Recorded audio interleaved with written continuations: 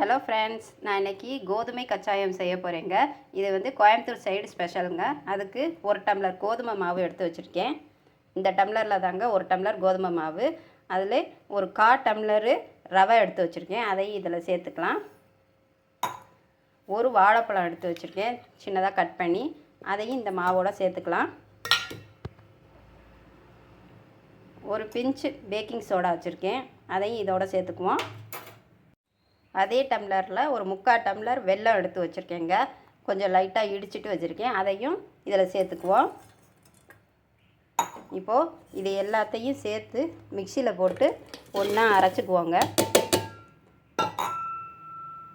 வாசனைக்காக 2 ஏலக்காய் சேர்த்து எல்லாத்தையும் ஒன்றா மிக்ஸ் பண்ணிக்குவோம். இந்த மாவு கூட கொஞ்சம் தேங்காயும் சேர்த்து அரைச்சிக்கிறோனுங்க. தேங்காயும் வந்து சேர்த்தா தான் நல்லா டேஸ்ட் கொடுக்கும். அதையும் சேர்த்துக்குவோம். பாருங்கள், எல்லாத்தையும் சேர்த்து அரைச்சி எடுத்தாச்சு. ரொம்ப கெட்டியாக இருக்குது. இதில் லைட்டாக கொஞ்சமாக தண்ணி விட்டு, ரொம்ப விடக்கூடாது, கொஞ்சமாக விட்டு இதை அப்படியே பிசைஞ்சு எடுத்துக்குவோம். பாருங்கள், கொஞ்சம் தண்ணி ஊற்றி மாவு நல்லா பிசைஞ்சாச்சு. இந்த அளவுக்கு அள்ளி இப்படி போடுற அளவுக்கு இருக்கணும். ரொம்ப தண்ணியாகவும் இருக்கக்கூடாது. ரொம்ப தண்ணியாக இருந்தால் ரொம்ப வந்து எண்ணெய் குடிக்குங்க. இதை வந்து ஒரு அரை மணி நேரம் அப்படியே மூடி வச்சுருவோம், கொஞ்சம் புளிக்கட்டும். பாருங்கள், நம்ம கரைச்சி வச்ச மாவு நல்லா புளிச்சிருச்சு. இப்போது கடாயை வச்சு எண்ணெய் ஊற்றியாச்சு. அது நல்லா சூடாக இருக்குது. இப்போ இதில் போடலாம் பாருங்கள் கச்சாயம். கொஞ்சம் தண்ணியை லைட்டாக தொட்டுக்கிட்டு இதை எடுத்தோம்னா ரொம்ப கையில் ஒட்டாமல் நல்லா வருங்க.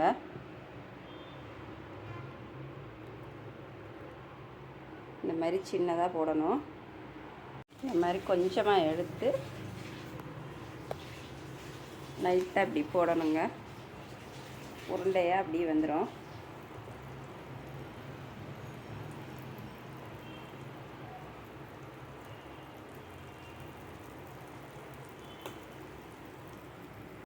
இதை வந்து லோ ஃப்ளேம்லேயே வச்சு இதை வேக வச்சு எடுக்கணுங்க. இல்லைன்னா வந்து கருப்பாக வந்துடும்.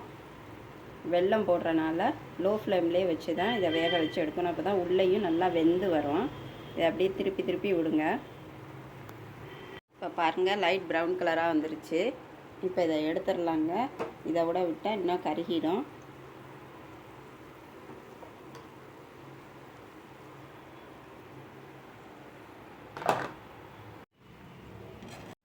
பாருங்கள், சூப்பரான கோதுமை கச்சாயம் ரெடி ஆயிடுச்சு. உள்ளே பாருங்கள், நல்லா வெந்திருக்கு. நல்லா சூப்பராக வெந்திருக்கு. நல்லா சூப்பராக இருக்குங்க. நல்ல டேஸ்ட்டாக இருக்கும். இதே மாதிரி நீங்களும் செஞ்சு சாப்பிட்டு பாருங்கள். ரொம்ப சூப்பராக இருக்குங்க. இந்த கோதுமை கச்சாயம் வந்து கோயம்புத்தூர் சைடு ரொம்ப ஃபேமஸுங்க. இதே மாதிரி நீங்களும் செஞ்சு சாப்பிட்டு பாருங்கள். இந்த வீடியோ பிடிச்சிருந்தா லைக் பண்ணுங்கள், சப்ஸ்கிரைப் பண்ணுங்கள்.